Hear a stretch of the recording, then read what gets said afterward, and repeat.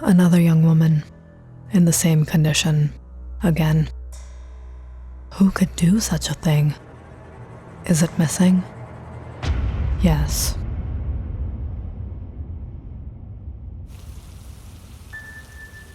It was a rainy morning in Blackbird, Delaware. Stephanie was on her way to her father's pharmacy to help out during the spring break. The weather had been chilly for the past couple days, and in this rain, she didn't expect the day to be busy. Hey, Dad. Stephanie, good thing you're here. The new delivery just arrived. Can you sort it out? Sure. Dropping her umbrella into the bucket, Stephanie took off her jacket and headed to the storage room in the back. As she organized the boxes, she heard the doorbell jingle. Peering out, a man caught her attention. This was a small town, and Stephanie was familiar with most of the customers, but she had never seen this man around before. Besides, on a gloomy day like today, he was wearing dark shades. Mr. Norton, how's everything going? Doing fine, Richard. The man walked down the aisle, grabbed a few things, and returned to the counter. Stephanie listened to her dad converse with him. They seemed quite friendly with each other.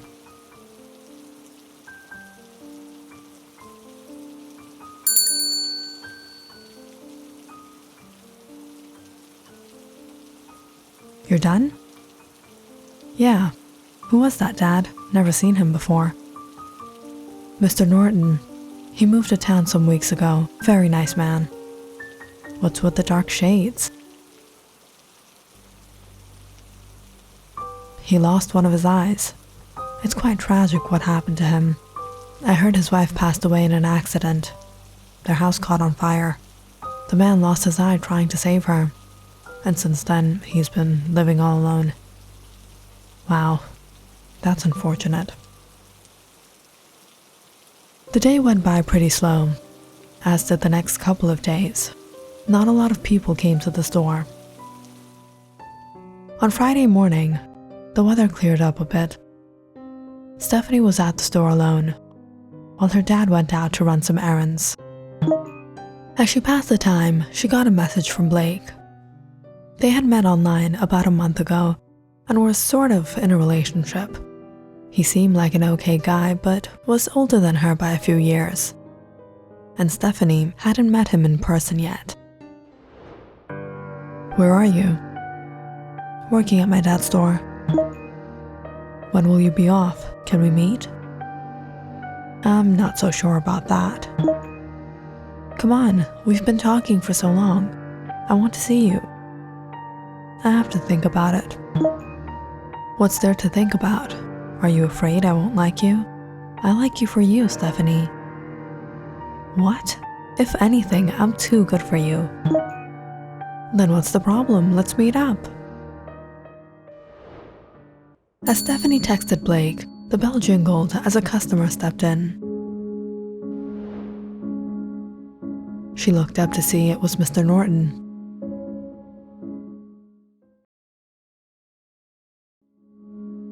As he passed a glance at the counter, he stopped for a minute, staring directly at her.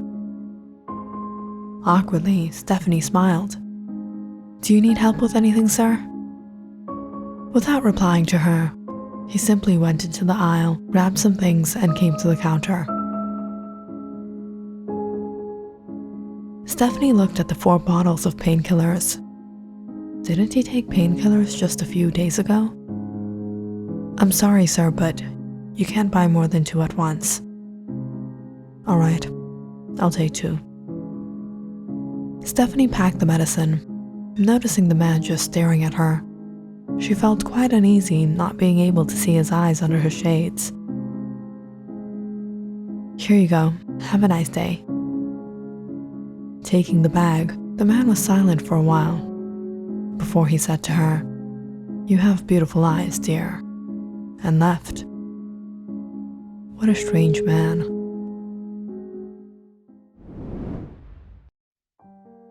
After a long day, Stephanie came home, had dinner with her dad, and went to bed.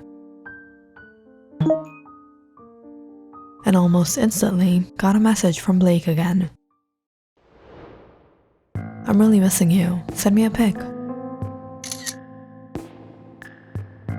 Stephanie sent him a selfie, to which Blake quickly replied, "Not this. You know what I want." "We haven't even met, Blake. I'm not sending you that." "Then how long will you keep me waiting?"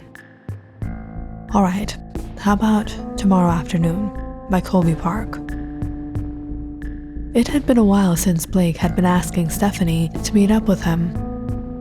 And although Stephanie was curious about him as well, she was a little nervous. But gathering up the courage the following afternoon, Stephanie went to Colby Park. "I'm here, in the black car. Where are you?" "I think I can see you. I'm by the gate."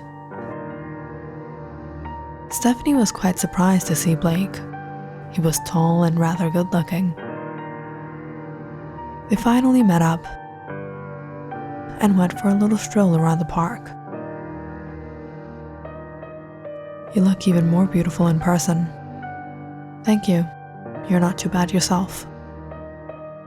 "You don't know how long I've been looking forward to meeting you." Stephanie watched as Blake stared at her hands. "What is it?" "Your fingers. You have nice fingers." "That's a first." "Well, are we going to hang out here? I can think of a better place."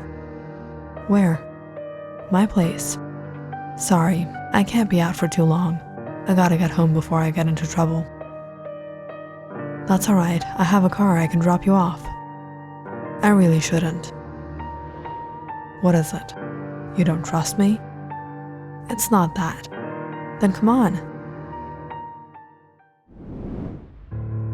Stephanie was startled when Blake took her hand and got up. She immediately pulled away. "Let go of me." All right, no need to get so worked up," Blake chuckled. But Stephanie was now feeling uncomfortable around him.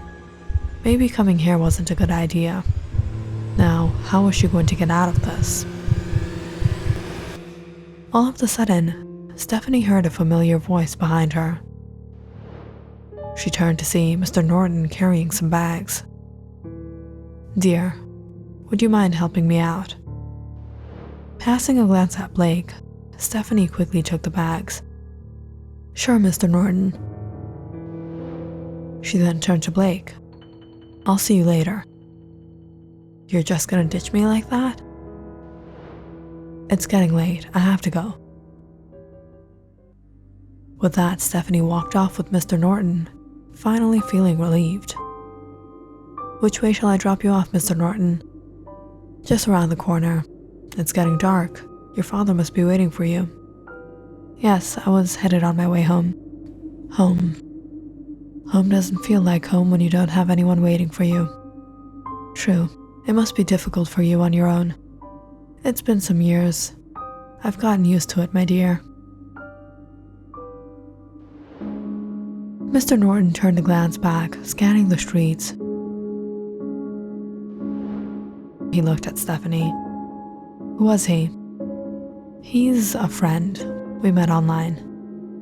I think it would be wiser to keep your distance from someone like him." "No, it's not like that. He's not that bad. He's just a little desperate."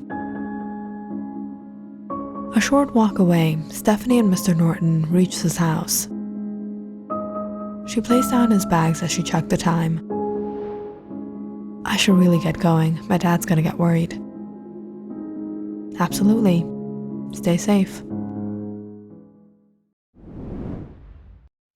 That evening, Stephanie got back home safe and sound, thanks to Mr. Norton. As for Blake, who knew what he had on his mind? He texted Stephanie a bunch of times, but she didn't reply. Not for the next 2 days at least.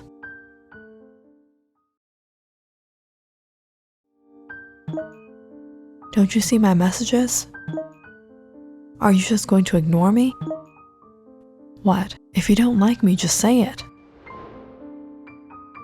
Stephanie finally replied, "What do you want? I've been messaging you since that day. You just ditched me." "Yeah, because you were being pushy." "Look, I really like you, and I just wanted to spend some good time with you. Is that wrong?" "No." "Then can we give this another try?" "Alright, pick me up." Stephanie was at the store, taking care of the register, when her father stepped out with the bag. "Stephanie, this needs to be delivered in an hour. You think you can drop it off?" "Oh, yeah, sure." Taking the bag, she hurried out. At least now she didn't have to make an excuse to go meet up with Blake.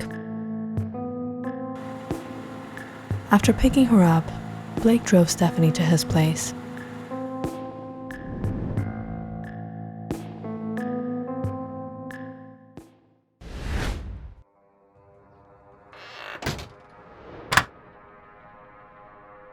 "So what do you have planned? Come with me." Blake smirked as he led her into a room. He dimmed out the lights and turned on some jazz, before he pointed across the room. "Look."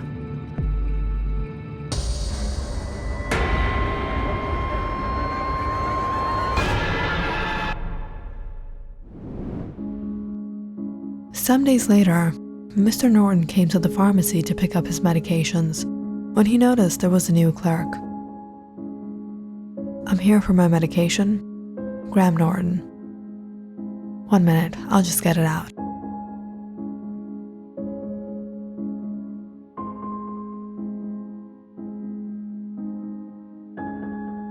"Where is Mr. Hansen?"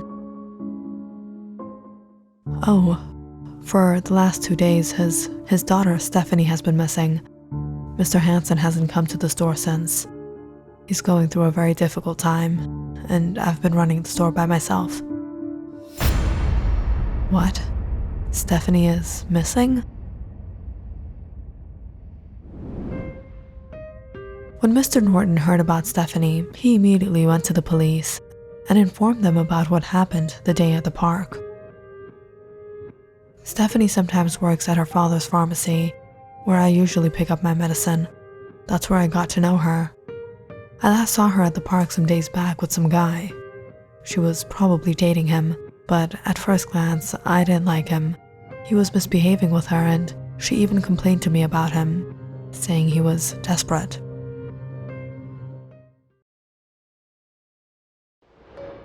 Upon getting the information, the police began investigating and was able to track down Blake through Stephanie's phone records. They then immediately informed Richard and went to Blake's residence.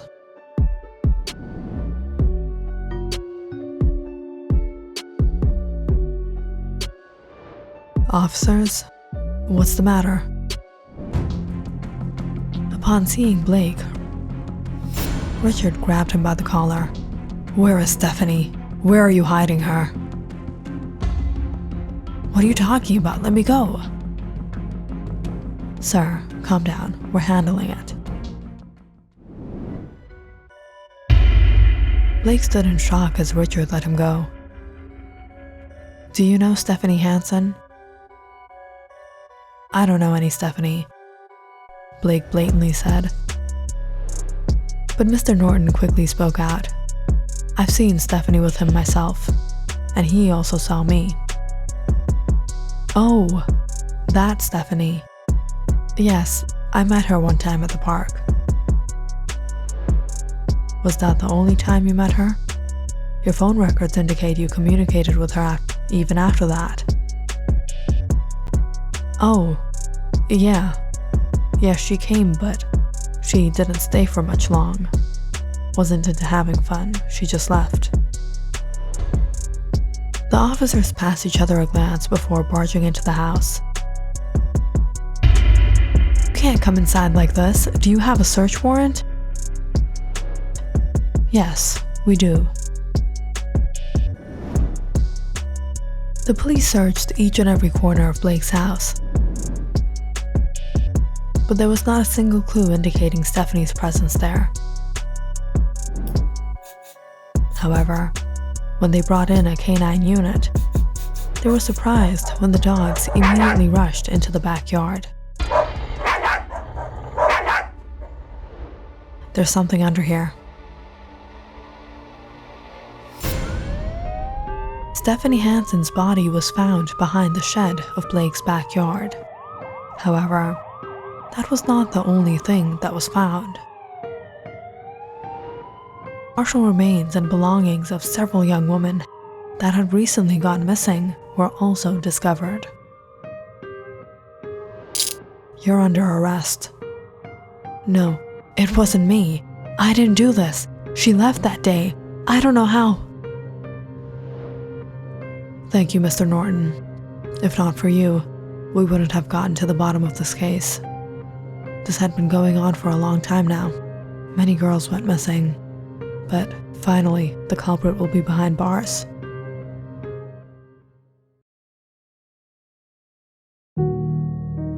I wish I had taken action before. I couldn't save my wife. I couldn't save Stephanie. Don't be so hard on yourself. It wasn't your fault. You did the best you could.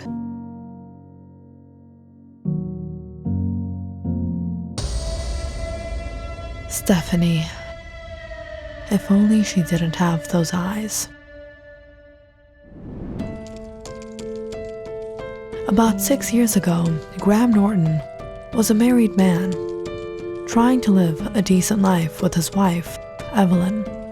But life wasn't so simple, as his wife had many problems with him. They often quarreled, and Evelyn would constantly insult and humiliate Graham. And it was one night, in the middle of an argument, in the heat of the moment, Evelyn threw one of the showpieces at him. The glass hit Graham in the eye, severely injuring him. "Oh, Graham, I'm so sorry. I didn't mean to do that." When Evelyn realized what she had done, she was awfully regretful. But by then, Graham had reached his breaking point, unable to suppress the rage and hatred that built up over the years.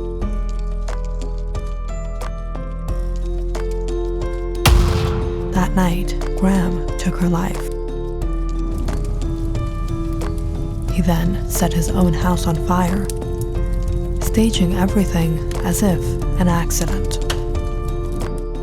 Graham was traumatized having lost his eye, but Evelyn's death was not the end of his agony. Soon, he learned the injury to his eye caused his immune system to attack his remaining functioning eye. He slowly began to lose his vision and would soon be permanently blind. Graham was devastated by everything. Evelyn was gone, but this injury reminded him of her. And ever since then, whenever he saw women with those same blue eyes as Evelyn, it revived that hatred and disgust he had for her, inciting him to take his revenge time and time again.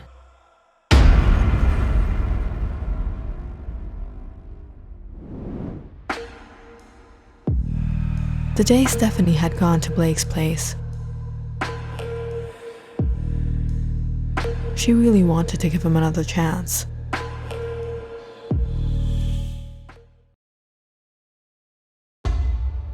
But when she saw what he had in mind, she was repulsed. Surprise. This is what you wanted to do with me? Disgusting. Stephanie immediately left and went straight to make the delivery to Mr. Norton's house. "Mr. Norton, here's your medicine. Come in." Mr. Norton, you were right. I should have kept my distance from him. He was too desperate. Really.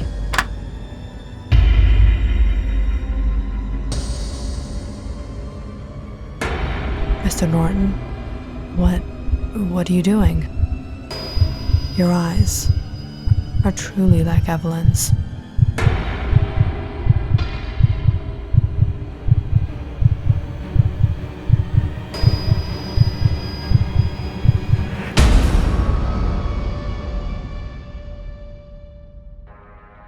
That day, Graham took Stephanie's life in his madness. But he knew he needed a decoy, or the police would soon get to him. So that night, he took her body and set it in Blake's residence along with other evidence, staging the scene to lead the police to Blake.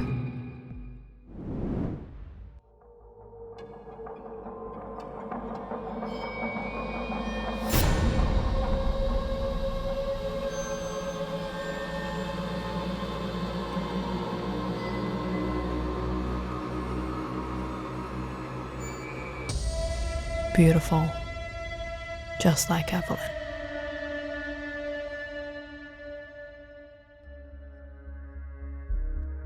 Click on the subscribe button and check out more awesome videos on our channel.